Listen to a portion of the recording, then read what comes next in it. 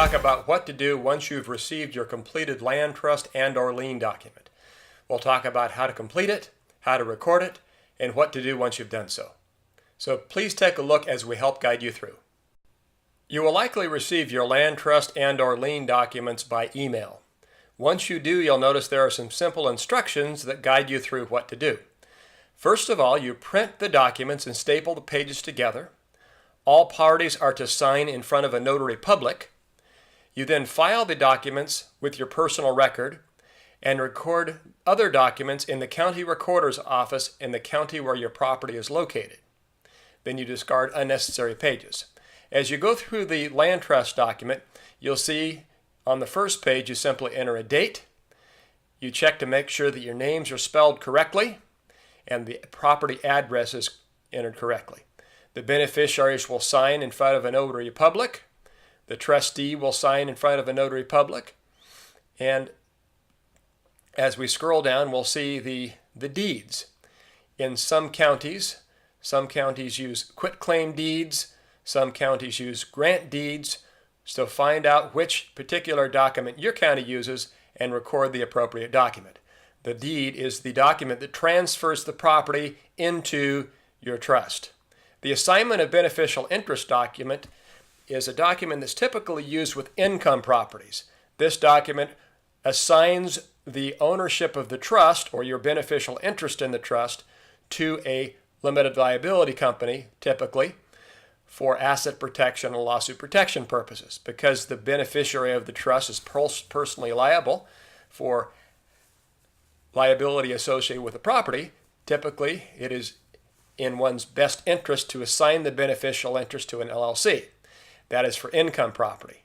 For non-income property, such as the property that you live in especially, that's a different tax category. So generally, the people who owned the property beforehand will remain personally as beneficiaries of the trust, and this particular document, assignment of beneficial interest, is typically not utilized for personal residences. So that's the land trust. Now, you want to take the land trust and put this in your filing cabinet at home. The purpose of the land trust is so that the true owner of the property is not a matter of public records. In other words, the beneficiary of the trust is supposedly not in the public records. Therefore, all you record is this deed stating that the property has been transferred into a land trust, but you do not necessarily need to record the land trust itself. So only the deed is recorded. The land trust itself, as it says in the instructions, go in your filing cabinet at home. You'll see the instructions for the deed, the document that you actually do record. It says sign one but not both of the following pages in front of a notary public. Some states use quitclaim deeds, some use grant deeds, and some states will accept either. File the document in the recorder's office in the county or parish where your property is located, and you can discard this page. So these documents, one of these documents, are the only documents that are recorded. The land trust itself is actually held in your filing cabinet at home or in a safe deposit box. And again, the assignment of beneficial interest is an optional document and typically used to transfer a property or the beneficial interest in the trust into a limited liability company, for example. Okay, so that's what to do with a land trust. Now, where do you record this? Well, you typically record this in what most places call the county recorder's office. It'll be an office that may look something like this. Currently 3,007 counties in the U.S. There are slightly different procedures. Most are quite similar. Some counties will require you to fill out a form that might look something like this. This is the Los Angeles County, California form, in addition, and that you'll need to tell them that this is simply a grantor trust and that there's not a taxable event in this particular transfer. Some counties will have a form like this. Some counties simply accept the recording as is. Next, perhaps you also ordered a lien document. Now, some counties will use what is called a deed of trust. Some counties use what is called a mortgage document, or that's the type of lien document they use.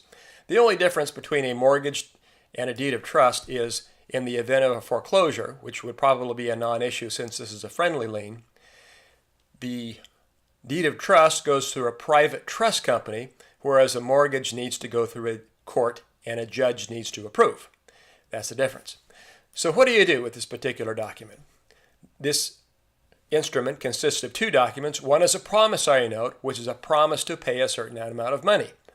You simply sign this document, date it, and you keep it in your filing cabinet at home. Next, there is the deed of trust document. This particular document says this promissory note that you signed is secured by the property in question. So this document you will record in the county recorder's office, typically in the county where the property is located. The deed of trust and assignment of rents document is simply a security document that secures your particular property to the promissory note in question. If it's a mortgage that you have, if you're in a mortgage state, this is the document that you'll use. This promissory note, again, is a promise to pay a certain amount of money, and the mortgage document itself says that your particular piece of real estate is pledged in security for the promissory note. This is the document that gets recorded. The mortgage document is recorded. The promissory note does not. Once you want the lien removed, you will call our office and you can have us draft what is called a full reconveyance. The reconveyance document takes the property and removes the mortgage or the deed of trust from the property and takes away the encumbrance. This is a document that can be drafted in the future and is not needed initially. The important thing at this stage is that you've completed your land trust agreement, you've recorded the deed to transfer the property into the land trust, and that you've recorded your deed of trust and or mortgage document depending on the state in which you live. We hope you found this information helpful so that you know what to do once you receive your land trust and or lien documents. We want to make sure that you're happy and comfortable and understand the process, and if you need further support, please be sure to give us a call. Thank you.